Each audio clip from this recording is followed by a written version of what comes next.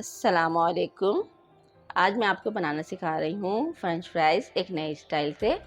इसके लिए मैंने लिए हैं 250 ग्राम आलू, 1.5 टेबल स्पून कॉर्नफ्लोर, 1 चुटकी बेकिंग सोडा और नमक 1 टीस्पून।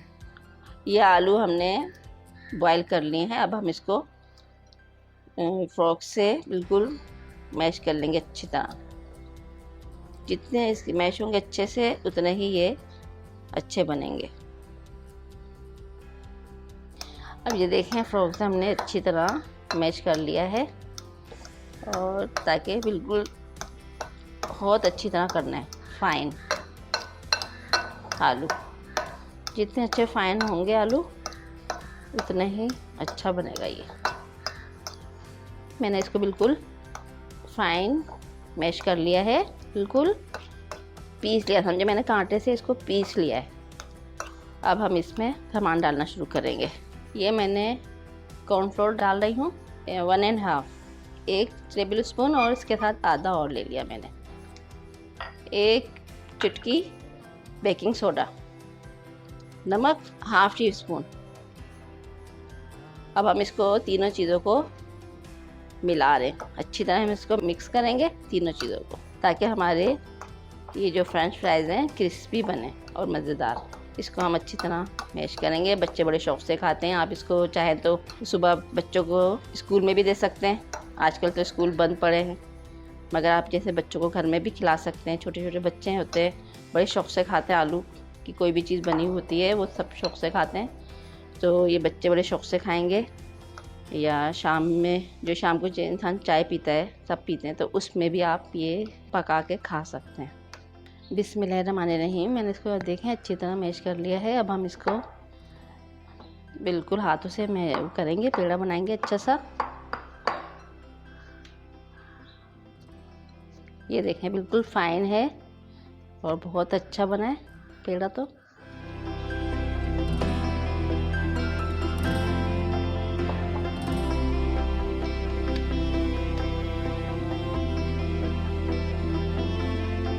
पहले हमने अच्छी तरह इसको गूंदा, अच्छी तरह मैश किया। अब हमने इसको पेड़ा बना के रख लिया। अब हम इसको बनाना शुरू करेंगे। हमने ये थोड़ा सा कॉर्नफ्लोर डाल दिया है। अब हम इस पे पेड़ा रखेंगे और इसको बेलना शुरू कर देंगे। बिस्मिल्लाहिर्रहमानिर्रहीम।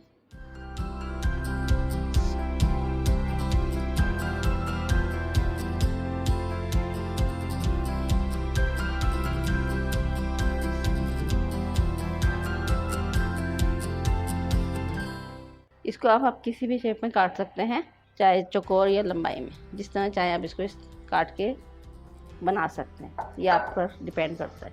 इसको हम जिस शेप में चाहे हम काट सकते हैं, चाहे लंबाई में काटना चाहें या चौकोर काटना चाहें।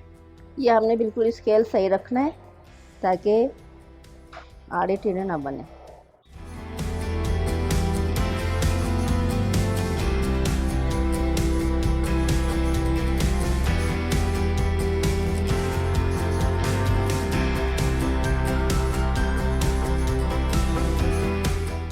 एक्स्ट्रा पीस हमने सब अलग कर लिए हैं और अब इन्हें इसकी अपनी शेप दे दी है।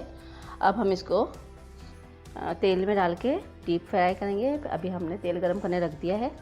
हमने इसको तेज़ आंच पर ही डालना है। चूल्हा तेज़ होना चाहिए और तेल भी बहुत अच्छे से गर्म होना चाहिए। बिस्मिल्लाहिर्रहमानिर्रहीम।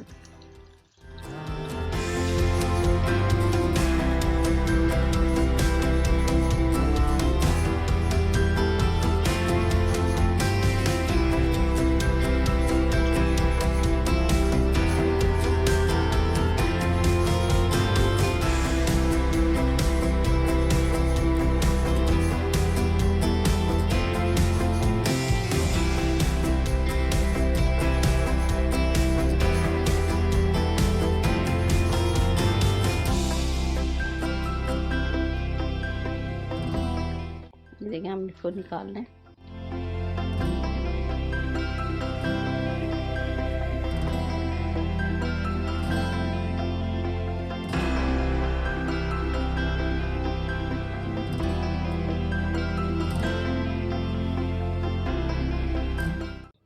ये देखें